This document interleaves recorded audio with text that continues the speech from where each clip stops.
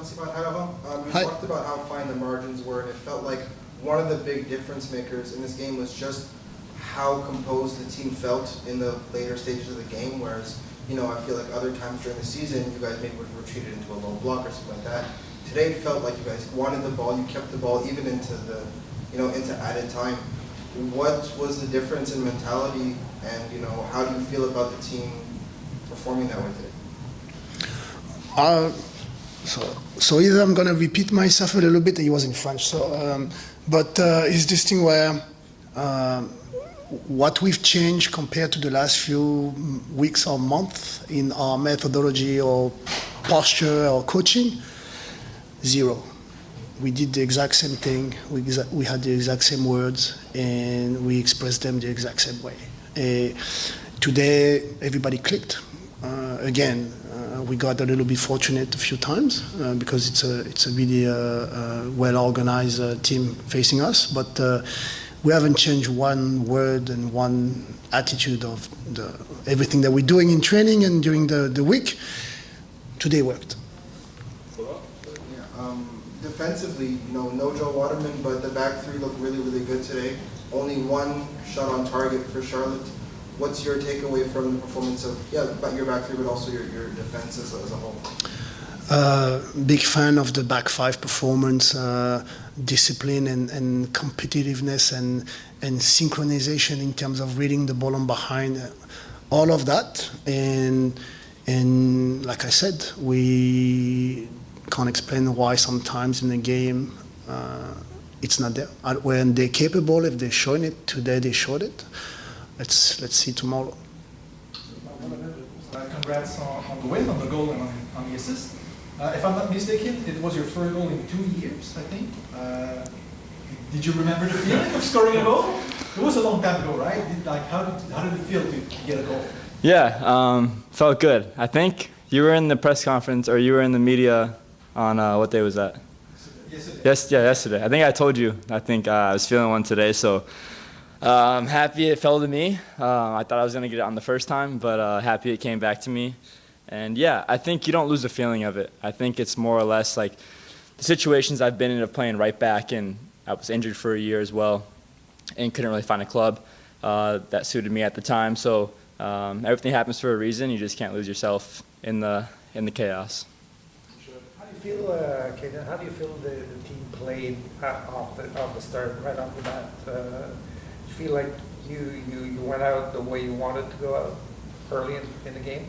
Yeah, I think this game plan was very clear this week, and I think we had a plan for the first 15 minutes, and then after that, what we wanted to do to the opponent. So I think it worked really well, and we were really disciplined defensively, which was huge for us. We also had a couple moments on the transition as well, so I think if we can keep doing that, it's going to create more chances. What was the plan? I don't know if I can disclose that, huh?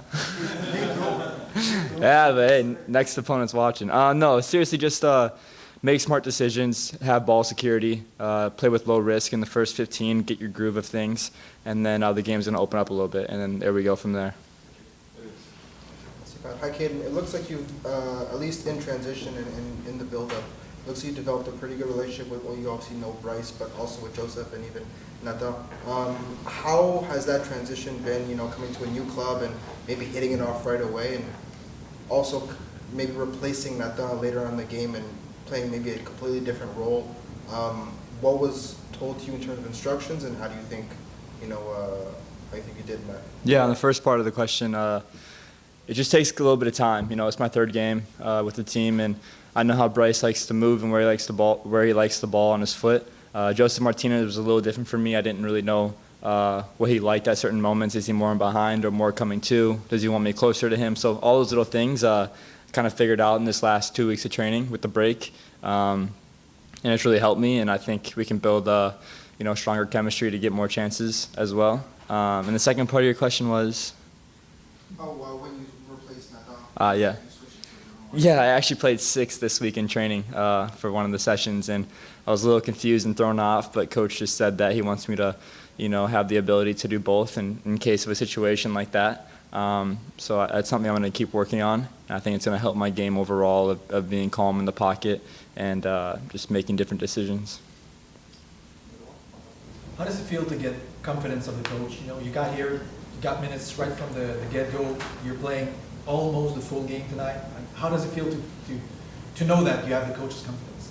Yeah, it's huge. It's huge. It's definitely something I've had both ends of, and I think you just can't take advantage of it in the wrong way, and think that you can walk around and do whatever you want. So I think I'm going to keep my discipline. I'm going to keep my game plan, and I'm going to keep my head right and try to help the team anyway. If that's making a tackle for a goal, or stopping a goal, if that's doing my job, dirty work, like whatever it is, that's what I'm going to keep doing, and hopefully I can gain the trust of my teammates more, and we can go from there.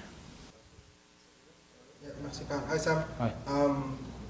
You had a really good start to the game the first half hour, and then they pulled one back. I think everyone had seen that story before throughout the season.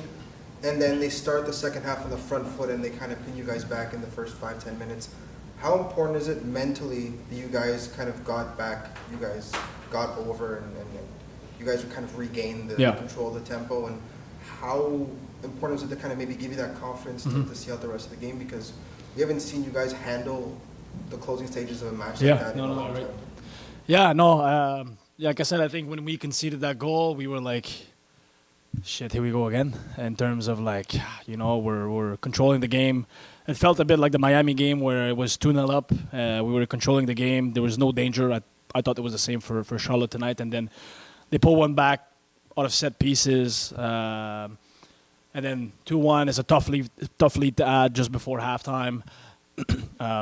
But yeah, I think the message was to make sure we don't concede early, like we did in Cincinnati, even though that was the message said we concede early in Cincinnati.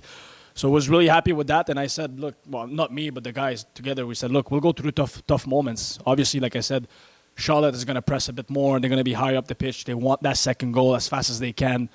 But make sure we stay calm. We go through that storm together, and I think we did that well. There was a lot of, I think, technical mistakes in the beginning of second half. We kind of shot ourselves in the foot. And then, at some point, like I said, they pressed a bit more, they moved a bit more forward, and that opened some gaps, and we were able to get up the pitch, keep the ball there, create some chances, half chances. And, at the end of the day, I think you just have to hold it down, close the game. Even though if they were putting pressure, they didn't really have any massive chances, maybe one header at the end of the game. But, I was happy with that. I think it shows character, and at the end of the day, we just wanted the 3 points, and I think the manner was there too. It wasn't pretty at all times, but we had to lock it down, and that's what we did, and that's another thing that we have to keep, on tough times. Make sure we bend, but we don't break, and after that, close the game and make sure we don't concede at the end of the game. So we did that well. Merci beaucoup. Thank you.